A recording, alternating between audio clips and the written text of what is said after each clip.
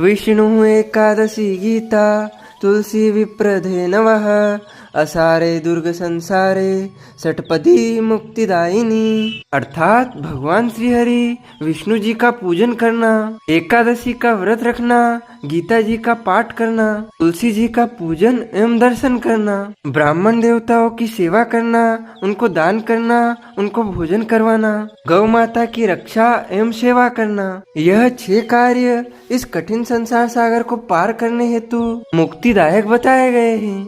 पूरे वर्ष में 24 एकादशी आती है, लेकिन जिस वर्ष अधिक मास या पुरुषोत्तम मास आता है उस वर्ष 2 अधिक एकादशी हो जाती है, यानी कुल मिलाकर उस वर्ष 26 एकादशी आती है। प्रत्येक महीने में 2 बार एकादशी आती है, एक कृष्ण पक्ष में, दूसरी शुक्ल पक्ष में। दोनों ही एकादशियों का भिन्न भिन्न महत्व हमारे धर्म ग्रंथों तथा पुराणों में बताया गया है। एकादशी का व्रत भगवान श्री हरि लक्ष्मी नारायण जी का परम प्रिय व्रत है।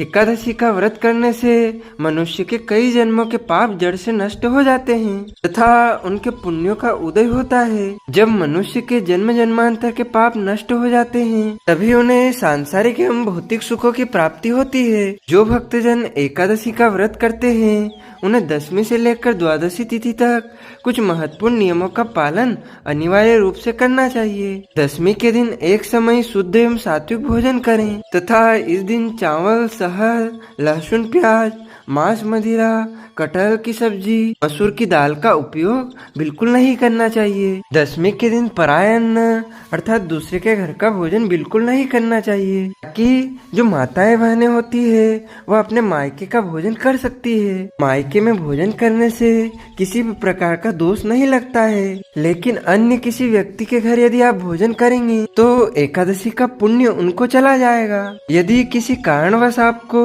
दूसरे के घर का भोजन करना पड़े तो प्रायश्चित के निमित्त आप कुछ न कुछ दान पुण्य अवश्य कर देना। ब्रह्मचर्य व्रत का पालन 10वीं तिथि के दिन करना चाहिए और 10वीं तिथि के दिन पूर्ण रूप से पवित्र होकर एकादशी का व्रत अगले दिन रखना चाहिए। एकादशी के दिन सुबह जल्दी उठकर स्नान करके पूजा अर्चना करके एकादशी व्रत का संकल्प आपको धारण करना चाहिए। पद्म पुराण के उत्तरखंड के श्लोक नंबर 64 में लिखा हुआ है, एकादश्याम निराहार स्थित्वा हम परेहनि भोक्ष्यामि पुंडरीकाक्ष शरणम में भवाच्युत।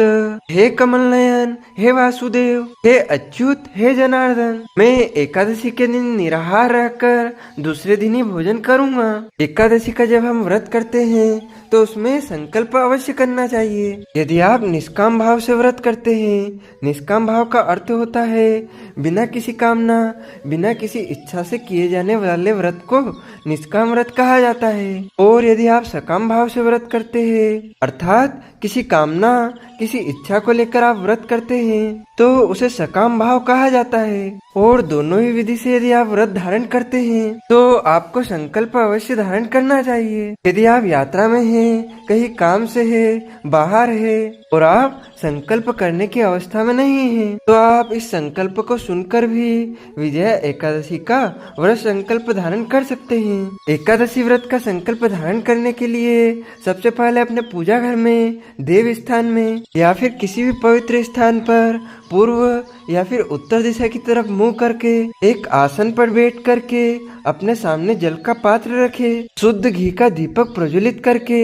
एक थाली में पीले पुष्प, तुलसी पत्र, पीले पुष्प, अक्षत के स्थान पर जौ व तिल, कुछ दक्षिणा व सुपारी रख करके आपको संकल्प धारण करना चाहिए। संकल्प धारण करने के लिए हाथ की मुद्रा को सामने करें और हाथ के मध्य भाग में हथेली में जल रखे, सुपारी रखे, कुछ पैसे रखे, तुलसी जी का पत्ता रखे, पीला पुष्प रखे और अक्षत के स्थान पर जौ अथवा तिल आपको रख लेना चाहिए। संकल्प मंत्र प्रारंभ करने से पहले भगवान विष्णु का 3 बार नाम आपको उच्चारण करना चाहिए। ओम विष्णवे नमः, ओम विष्णवे नमः, ओम विष्णवे नमः।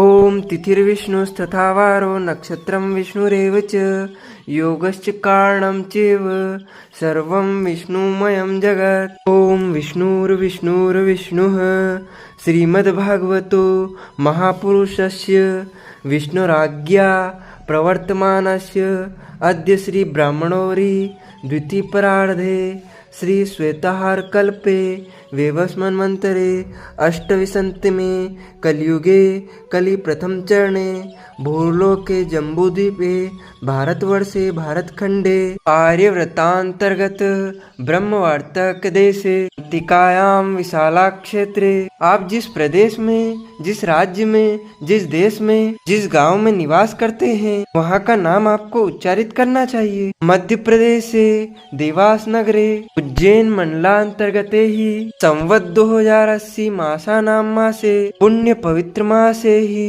फाल्गुन मासे ही सुबह ही कृष्ण पक्षे ही अध्यायः एकादश्यां पुण्यतिथोः बृहस्पति वासरांगतायां उत्तरा आषाढ़ा दिवस नक्षत्रे ही मकर राशि स्थिते श्री चंद्रे ही कुंभ राशि स्थिते श्री देवराज गुरु कुंभ राशि स्थिते श्री सूर्ये ही मेष राशि स्थिते श्री देवराज गुरु शेषेषु ग्रहेषु यथा यथा राशि स्थान स्थितेषु सस्सु एवं ग्रह गुण गण विशेषण विशिष्टयां शुभ पुण्य तिथो हो। आप सभी बोलिएगा मम आत्मनः। अपने नाम व गोत्र का आप उच्चारण कर लीजिएगा। यदि आपको गोत्र याद नहीं है तो ब्रह्म गोत्र या कश्यप गोत्र भी आप उच्चारित कर सकते हैं। जिन माताओं बहनों का विवाह संपन्न हो चुका है उनको अपने ससुराल का गोत्र यहाँ पर बोलना चाहिए। मम स परिवारस्य स कुटुम्बस्य जनानाम आयु आरोग्य ऐश्वर्य अभिवर्ध्यर्थम आदिदेविक आदिभौतिक आध्यात्मिक त्रिविध तापोत्समानार्थम वात पित्त कवजन दोष परिहारार्थम आदित्य आद्यावाहित नवग्रह देवता प्रसन्नार्थम सर्व देवता प्रसन्नार्थम कुल देवता प्रसन्नार्थम अप्राप्त लक्ष्मी प्राप्त्यर्थम प्राप्त लक्ष्मी औश्चर्य काल संरक्षणार्थम सकल मन इच्छित कामना संसिद्ध्यर्थम 10 विधि लक्ष्मी प्राप्त्यर्थम बहुविधि लक्ष्मी प्राप्त्यर्थम अखंड लक्ष्मी प्राप्त्यर्थम मम हे जननी जन्मांतरे वा सकल दुरितोपशमनार्थम आदिदेविक आदिभौतिक आध्यात्मिक त्रिविध तापोक्षमानार्थम वात पित्त कवजन दोष परिहारार्थम आदित्य आद्यावाहित नवग्रह देवता प्रसन्नार्थम भगवते श्री लक्ष्मीनारायण देवता प्रीत्यर्थं अद्य दिवसे फाल्गुन मासे कृष्ण पक्षे विजयादशि एकादश्यां व्रत अहम करिष्ये। इस प्रकार संकल्प आपको प्रभु को समर्पित कर देना चाहिए।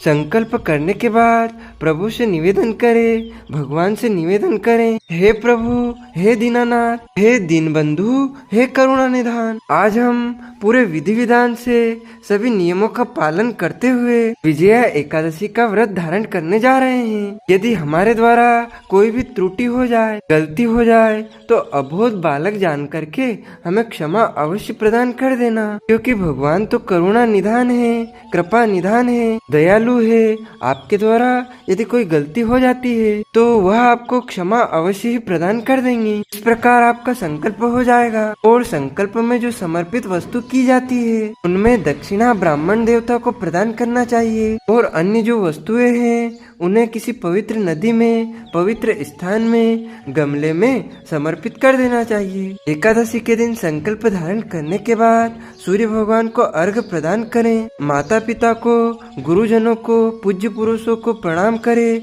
उन्हें नमन करें, तुलसी जी का पूजन एवं दर्शन करें, गौ माता का पूजन करें तथा एकादशी के दिन किसी भी परिस्थिति में अन्न का सेवन आपको नहीं करना चाहिए। इस दिन केवल और केवल फलाहारी आपको ग्रहण करना चाहिए। सर्वोत्तम फलाहार गाय का दूध व सभी प्रकार के फल माने गए हैं। अन्य जो फलाहारी वस्तु है जैसे साबूदाने, आलू चिप्स व मूंगफली दाने और अन्य जो शुद्ध सात्विक फलाहार है उनका उपयोग आप एकादशी व्रत के फलाहार में कर सकते हैं। एकादशी के दिन झूठ ना बोले, क्रोध ना करें, लड़ाई झगड़े एवं वाद विवाद बिल्कुल भी ना करें। ब्रह्मचर्य व्रत का पालन करना चाहिए। दाढ़ी कटिंग या शेविंग नहीं करवाना चाहिए। किसी का भी अपमान या अनादर ना करें। दिन में सोना नहीं चाहिए, रात्रि में जागरण करना चाहिए। यदि किसी कारणवश दिन में आप सो जाते हैं तो स्नान करने के बाद ही आपको शाम का पूजन अर्चन करना चाहिए और एकादशी का पूजन अर्चन विधि विधान से करके आपके यहाँ नित्य ही यदि ठाकुर जी का पूजन अर्चन होता हो, सेवा होती हो, तो उस क्रम से आपको पूजा अर्चना सेवा करनी चाहिए। लेकिन यदि आप एकादशी के दिन विशेष पूजन अर्चन और सेवा करना चाहते हैं तो पूर्व दिशा में एक चौकी की स्थापना करें, उसके ऊपर पीला या लाल कपड़ा स्थापित करें। मध्य भाग में भगवान राधा कृष्ण, शालिग्राम जी, बाल गोपाल जी या लक्ष्मी नारायण जी की स्थापना करें। उनके सीधे हाथ की तरफ गेहूं की ढेरी लगाकर तांबे, मिट्टी या अन्य धातु का कलश स्थापित करके उसमें जल भरें। आम के पत्ते रख करके, नारियल रख करके, कलावा बांध करके कलश की स्थापना करें। सर्वप्रथम गौरी गणेश का पूजन करें, फिर कलश का पूजन करें, फिर भगवान नारायण के स्वरूप का, उनके विग्रह का पूजन अर्चन करें। और पूजा अर्चना करने के बाद ब्राह्मण देवता के मुख से ही एकादशी व्रत कथा सुनना चाहिए, क्योंकि ब्रह्म वाक्य जनार्दनम। जब आप ब्राह्मण के मुख से कथा का श्रवण करते हैं तो आपको स्वयं भगवान जनार्दन वासुदेव के मुख से कथा श्रवण करने का पुण्य फल प्राप्त होता है। और कथा सुनने के बाद ब्राह्मण देवता को यथाशक्ति दान दक्षिणा अवश्य देना चाहिए, क्योंकि बिना दक्षिणा के कोई भी कथा का पुण्य प्राप्त नहीं हो पाता है। और अगले दिन ब्राह्मण देवता को जब व्रत का पारणा करते हैं उस समय भोजन करवाने का भी विधान है। व्रत का पारणा अगले दिन ही करना चाहिए। सनातन हिंदू धर्म में मोक्ष को मनुष्य जीवन का लक्ष्य माना जाता है। आत्मा कर्म के अनुसार मनुष्य जीवन को प्राप्त करती है। 84 लाख योनियों में भटकते भटकते कहीं मनुष्य का जीवन प्राप्त होता है। और इस जन्म में जिसने सत्कर्म कर लिए, व्रत कर लिए, जप कर लिए, तप कर लिए, तो उसका उद्धार हो जाता है। मनुष्य जीवन का मुख्य उद्देश्य है सत्कर्म कर मोक्ष को प्राप्त करना। हालांकि धर्म, अर्थ, काम और मोक्ष चारों सोपानों को प्राप्त करके अंत समय में मोक्ष प्राप्त करना चाहिए। इसलिए मानव जीवन को अन्य योनियों में सबसे पवित्र व महत्वपूर्ण माना गया है। मोक्ष प्राप्त किए बिना मनुष्य को बार बार इस संसार सागर में आना पड़ता है। पद्म पुराण में मोक्ष की चाह रखने वाले प्राणियों के लिए विजया एकादशी का व्रत रखने का विधान बताया गया है। इस व्रत का मुख्य उद्देश्य पितरों को मुक्ति दिलाना भी है तथा विजय प्राप्ति भी है। यदि आपको किसी कार्य में सफलता नहीं मिल पा रही है, विजय नहीं मिल पा रही है, तो आपको विजय एकादशी का व्रत अवश्य करना चाहिए, क्योंकि प्रभु श्री राम ने विजय एकादशी का व्रत करके ही लंका पर चढ़ाई की थी और रावण का उन्होंने विनाश किया था। विजय एकादशी का व्रत करने से समस्त कार्यों में सफलता एवं विजय की प्राप्ति होती है तथा जीवन में सभी बंधनों से मुक्ति प्राप्त हो जाती है। श्री हरि विष्णु के प्रताप से मनुष्य के पापों का नाश हो जाता है और मनुष्य के जो भी ज्ञात अज्ञात गलत काम होते हैं, पाप कर्म होते हैं, वह नष्ट हो जाते हैं। इसीलिए यदि आप एकादशी का व्रत करते हैं तो बहुत ही अच्छी बात है, और नहीं भी करते हैं तो भी आपको इस एकादशी का व्रत अवश्य करना चाहिए। विजय एकादशी के दिन अन्य एकादशियों की तरह ही व्रत करने का विधान है। विजय एकादशी के एक दिन पहले यानी दशमी के दिन शुद्ध एवं सात्विक भोजन करें। इस बार दशमी तिथि के सभी नियमों का पालन 6 मार्च को करना है तथा 7 मार्च को विजया एकादशी का व्रत रखना है और 8 मार्च को एकादशी व्रत का पारणा करना है। इस बार एकादशी तिथि को लेकर के कई पंचांगों में मतांतर्गत है, मतभेद है। कुछ पंचांगों में 6 मार्च को एकादशी बताई है, वही कई पंचांगों में 7 मार्च को एकादशी बताई गई है। तो हम आपको बता दें कि एकादशी व्रत के विषय में कुछ महत्वपूर्ण निर्णय शास्त्रों में बताए गए हैं। उसमें विष्णु पंचक के नियम के अंतर्गत जो नियम बताए गए हैं उसका पालन सभी को करना चाहिए। एकादशी 2 प्रकार की होती है। पहला प्रकार होता है संपूर्ण, दूसरा प्रकार होता है विद्या। संपूर्ण का अर्थ होता है जिस तिथि में केवल एकादशी ही होती है, अन्य किसी तिथि का उसमें समावेश नहीं होता है या मिश्रण नहीं होता है, उसे संपूर्ण एकादशी कहते हैं। और दूसरा होता है विद्या एकादशी। विद्या एकादशी पुनः 2 प्रकार की होती है। एक होती है पूर्व विद्या, दूसरी होती है पराविद्या। पूर्व विद्या का अर्थ होता है दशमी मिश्रित एकादशी को पूर्व विद्या कहा जाता है, यानी एकादशी के दिन अरुणोदय काल में सूर्योदय से 1 घंटा 36 मिनट के समय में यदि दशमी का नाम मात्र अंश मात्र भी रह गया है तो ऐसी एकादशी पूर्व विद्या दोष से दोष युक्त होने के कारण वर्जित मानी गई है। यह एकादशी दैत्यों का बल बढ़ाने वाली है और पुण्यों का नाश करने वाली एकादशी है। पद्म पुराण में वर्णन किया गया है कि वाश्रम दशमी विधम दैत्यानाम पुष्टिवर्धनम मध्यम नास्ति संदेह सत्यम सत्यम पितामह। दसवीं मिश्रित एकादशी दैत्यों का बल बढ़ाने वाली है, इसमें किसी भी प्रकार का कोई संदेह नहीं है। और पराविद्या का अर्थ होता है द्वादशी मिश्रित एकादशी को पराविद्या कहते हैं। पद्म पुराण में स्पष्ट रूप से लिखा हुआ है कि द्वादशी मिश्रिता ग्राह्या सर्वत्र एकादशी तिथि है, अर्थात द्वादशी मिश्रित एकादशी सर्वदा ही ग्रहण करने योग्य है। कभी भी दसवीं मिश्रित एकादशी का व्रत कभी भी किसी को नहीं करना चाहिए। सदैव द्वादशी युक्त एकादशी का व्रत धारण करना चाहिए, चाहे अगले दिन आपको त्रयोदशी तिथि में व्रत का पालना करना पड़े, लेकिन हमेशा द्वादशी मिश्रित एकादशी का व्रत रखना चाहिए। इसीलिए भक्तों को, वैष्णव को पराविद्या एकादशी का व्रत रखना चाहिए। ऐसा व्रत करने से आपकी भक्ति व शक्ति दोनों में ही वृद्धि होगी। इसी एकादशी व्रत का पालन करने से आपको एकादशी का पूरा पुण्य फल प्राप्त होगा। दसवीं मिश्रित एकादशी से पुण्य का क्षय होता है। एकादशी व्रत के विषय में पद्म पुराण में एक महत्वपूर्ण प्रसंग आता है कि जब भगवान वाराह और हिरण्याक्ष का युद्ध हो रहा था, तब भगवान नारायण के बार बार प्रयास करने पर भी हिरण्याक्ष का वध नहीं हो पा रहा था, अर्थात हिरण्याक्ष को भगवान नहीं मार पा रहे थे। तब ब्रह्मा जी ने उनसे प्रश्न किया कि हे नारायण, आप तो सर्वशक्तिमान हैं और यह दुष्ट असुर आपकी दृष्टि मात्र से ही मृत्यु को प्राप्त हो जाना चाहिए, लेकिन ऐसा क्यों नहीं हो पा रहा है? आप इसको क्यों नहीं मार पा रहे हैं? तब भगवान श्री हरि नारायण ने कहा कि हे ब्रह्मा जी, देवताओं के द्वारा तो द्वादशी युक्त ही एकादशी का व्रत किया जाता है, लेकिन दैत्यों के गुरु शुक्राचार्य की माया से मोहित होकर के कुछ ब्राह्मण देवता दसवीं विद्या एकादशी का व्रत कर रहे हैं। क्योंकि दसवीं के दिन दैत्यों की उत्पत्ति हुई थी और एकादशी के दिन देवताओं की उत्पत्ति हुई थी, इसलिए दसवीं युक्त एकादशी का व्रत करने से दैत्यों का बल बढ़ता है और द्वादशी युक्त एकादशी का व्रत करने से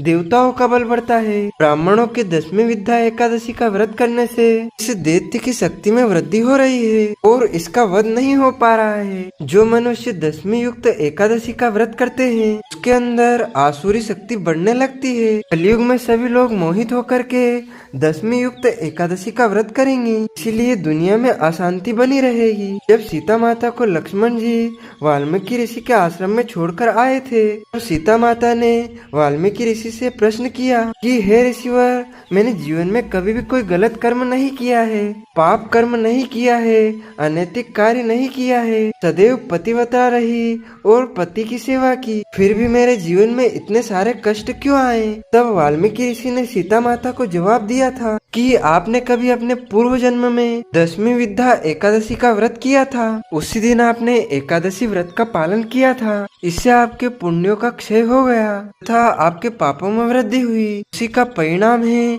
कि आपको बहुत कष्ट झेलने पड़े। पुराणों में स्पष्ट रूप से लिखा हुआ है कि दसवीं विद्या एकादशी का व्रत करने से धन, परिवार और पुत्र का विनाश होता है। दसवीं विद्या एकादशी अशुद्ध मानी जाती है, सूर्य शक्ति को बढ़ाने वाली एकादशी है, इसीलिए इस दिन एकादशी का व्रत कदापि शास्त्र सम्मत नहीं है। पुराणों में स्पष्ट मत मिलता है कि अगर दसवीं विद्या एकादशी हो, दूसरे दिन सूर्योदय से पहले ही एकादशी समाप्त हो रही हो, तो द्वादशी के दिन ही एकादशी का व्रत करके त्रयोदशी को ही एकादशी व्रत का पालना करना चाहिए, लेकिन कभी भी आपको दसवीं विद्या एकादशी का व्रत नहीं रखना चाहिए। अब हम आप सभी को विजया एकादशी व्रत कथा सुनाने जा रहे हैं। बोलिए श्री गिरिराज धरण कीजिए, श्री बाल कृष्ण लाल कीजिए, श्री श्याम सुंदर यमुने महारानी कीजिए, जगत गुरु श्री वल्लभाधीश कीजिए, गोसाई जी परम दयाल कीजिए, श्री गुरुदेव कीजिए, लाडले लाल कीजिए, के आनंद कीजिए। गुरुर् ब्रह्मा गुरुर्विष्णु गुरुर्देवो महेश्वरः, गुरु साक्षात् परब्रह्म तस्मै श्री गुरुवे नमः। ये अखंड मंडलाकारं व्याप्तं येन चराचरं तत्पदं दर्शितं येन तस्मै श्री गुरुवे नमः। कृष्णाय वासुदेवाय हरे परमात्मने प्रणतः क्लेशनाशाय गोविन्दाय नमो नमः। वसुदेवसुतं देवं कंसचाणूरमर्दनं देवकी परमानन्दं कृष्णं वन्दे जगद्गुरुं। सच्चिदानन्दरूपाय विश्वोत्पत्त्यादिहेतवे तापत्राय विनाशाय श्रीकृष्णाय वयं नमः। जय जय श्री राधारमण, जय जय नवल किशोर, जय गोपी चित चोर प्रभु, जय जय माखन चोर। मात मेरी श्री राधिका, पिता मेरे घनश्याम, इन दोनों के चरणन में मेरा बारंबार प्रणाम, मेरा बारंबार प्रणाम। मोहिनी मूरत श्याम की वो मन रही समाई, जो मेहंदी के पात में लाली रही समाई। धन यौवन एक दिन उड़ जाएंगे जैसे उड़े कपूर, मन मूरख तू राम भज, क्यों चाटे जगधूर, क्यों चाटे जगधूर। राम कृष्ण तो एक है, अंतर नहीं निमेष, इनके नयन गंभीर है, उनके चपल विशेष। राधे तू बड़ भागिनी, कौन तपस्या कीन, तीन लोक तारण प्रभु, सो तेरे अधीन। तन पवित्र कर सेवा किए, धन पवित्र कर दान, मन पवित्र हरि भजन सो होत त्रिविध कल्याण। बोलिए श्री लक्ष्मी नारायण भगवान की जय, श्री वृंदावन बिहारी लाल की जय, श्री द्वारकाधीश भगवान की जय। धर्मराज युधिष्ठिर बोले कि हे जनार्दन, वासुदेव, फाल्गुन माह के कृष्ण पक्ष की एकादशी का क्या नाम है तथा उसकी विधि क्या है, कृपा करके आप मुझे सुनाइए। श्री भगवान बोले कि हे राजन, फाल्गुन मास के कृष्ण पक्ष की एकादशी का नाम विजया एकादशी है। इस व्रत के प्रभाव से मनुष्य को प्रत्येक कार्य में, प्रत्येक क्षेत्र में, जीवन के हर एक रास्ते पर सफलता ही सफलता, विजय ही विजय प्राप्त होती है। यह व्रत सभी व्रतों में उत्तम है। इस विजया एकादशी के महात्म के या कथा के श्रवण करने से या पढ़ने से समस्त पाप मनुष्य के नष्ट हो जाते हैं। समय की बात है, देवर्षि नारद जी ने जगत पिता ब्रह्मा जी से पूछा, महाराज आप कृपा करके मुझे फाल्गुन मास के कृष्ण पक्ष की एकादशी व्रत कथा सुनाइए। ब्रह्मा जी कहने लगे कि हे नारद जी, विजया एकादशी का व्रत सभी पापों, पुराने तथा नए पापों को नष्ट करने वाला व्रत है। इस विजया एकादशी की विधि मैंने आज तक किसी के सामने नहीं कही है। यह व्रत समस्त मनुष्यों को विजय प्रदान करता है। त्रेता युग में जब प्रभु श्री राम को 14 वर्ष का वनवास हो गया, तब वह लक्ष्मण जी श्री सीता माता सहित पंचवटी में निवास करने लगे। वहाँ पर दुष्ट रावण ने जब सीता जी का हरण किया, तब इस समाचार से श्री रामचंद्र जी तथा लक्ष्मण अत्यंत व्याकुल हुए और सीता जी की खोज में चल दिए। घूमते घूमते जब वे मरणासन जटायु के पास पहुँचे, तो जटायु ने सीता जी का वृतांत सुनाकर स्वर्गलोक को चला गया। कुछ आगे चलकर उनकी सुग्रीव से मित्रता हुई और बाली का वध किया। हनुमान जी ने लंका में जाकर सीता जी का पता लगाया और उनसे श्री रामचंद्र जी और सुग्रीव की मित्रता का वर्णन किया। वहां से लौटकर हनुमान जी ने भगवान राम के पास आकर सब समाचार कहे। श्री रामचंद्र जी ने वानर सेना सहित सुग्रीव की संपत्ति से लंका को प्रस्थान किया। जब श्री रामचंद्र जी समुद्र के किनारे पहुँचे, तब उन्होंने मगरमच्छ आदि से युक्त उस आगाध समुद्र को देखकर लक्ष्मण जी से कहा कि इस समुद्र को हम किस प्रकार से पार करेंगे। श्री लक्ष्मण ने कहा, हे पुराण पुरुषोत्तम, आप आदि पुरुष हैं, सब कुछ जानते हैं। यहाँ से आधा योजन दूर पर कुमारी द्वीप में वकदालभ्य नाम के मुनि रहते हैं। उन्होंने अनेक ब्रह्म देखे हैं। आप उनके पास जाकर इसका उपाय पूछिए। लक्ष्मण जी के इस प्रकार के वचन सुनकर श्री रामचंद्र जी वक्दालभ्य ऋषि के पास गए और उनको प्रणाम करके बैठे गए। मुनि ने भी उनको मनुष्य रूप धारण किए हुए पुराण पुरुषोत्तम समझकर उनसे पूछा कि हे राम, आपका आना कैसे हुआ। रामचंद्र जी कहने लगे कि हे ऋषि, मैं अपनी सेना सहित यहाँ आया हूँ और राक्षसों को जीतने के लिए लंका जा रहा हूँ। आप कृपा करके समुद्र पार करने का कोई उपाय बतलाइए, मैं इसी कारण आपके पास आया हूँ। वग्दालभ्य ऋषि बोले कि हे राम, फाल्गुन मास के कृष्ण पक्ष की एकादशी का उत्तम व्रत करने से निश्चय ही आपकी विजय होगी, साथ ही आप समुद्र भी अवश्य पार कर लेंगे। इस व्रत की विधि यह है कि दशमी के दिन स्वर्ण, चांदी, तांबा या मिट्टी का एक घड़ा बनाएं। उस घड़े को जल से भरकर तथा 5 पल्लव रख वेदिका पर स्थापित करें। उस घड़े के नीचे सतनजा और ऊपर जो रखे उस पर श्री नारायण भगवान की स्वर्ण की मूर्ति स्थापित करें। एकादशी के दिन स्नान आदि से निवृत्त होकर धूप, दीप, नैवेद्य, नारियल आदि से भगवान की पूजा करें। तत्पश्चात घड़े के सामने बैठकर दिन व्यतीत करें और रात्रि को भी उसी प्रकार बैठे रहकर जागरण करें। द्वादशी के दिन नित्य नियम से निवृत्त होकर उस घड़े को ब्राह्मण को दे दे। हे राम, यदि तुम भी इस व्रत को सेनापतियों सहित करोगे तो तुम्हारी विजय अवश्य होगी। श्री रामचंद्र जी ने ऋषि के कथानुसार इस व्रत को किया और इसके प्रभाव से दैत्यों पर विजय पाई। अतः हे राजन, जो कोई भी मनुष्य विधि पूर्वक इस व्रत को करेगा, दोनों लोकों में उसकी अवश्य ही विजय होगी। श्री ब्रह्मा जी नारद जी से कहा था कि हे पुत्र, जो कोई इस व्रत को महात्मा को पढ़ता या सुनता है उसको वाजपेयी यज्ञ का फल प्राप्त होता है। इस प्रकार यहाँ पर विजया एकादशी व्रत कथा का समापन होता है। बोलिए श्री लक्ष्मी नारायण भगवान की जय। अच्युतम केशवम राम नारायणम श्री कृष्ण दामोदरम वासुदेवम भजे। श्रीधरम माधवम गोपिका वल्लभम श्री जानकी नायकम श्री रामचंद्रम भरे। जानकी मनोहरम सर्वलोकनायकम श्री शंकरादिसेवितम पुण्य नाम कीर्तनम श्री राम राम राम राम नाम तायकम। रामकृष्ण वासुदेवा भक्ति मुक्तिदायकम। रामकृष्ण वासुदेवा भक्ति मुक्तिदायकम। हरे राम राम राम हरे हरे। हरे कृष्णा कृष्ण कृष्ण हरे हरे। हरे राम राम राम हरे हरे। हरे कृष्णा कृष्ण कृष्ण हरे हरे।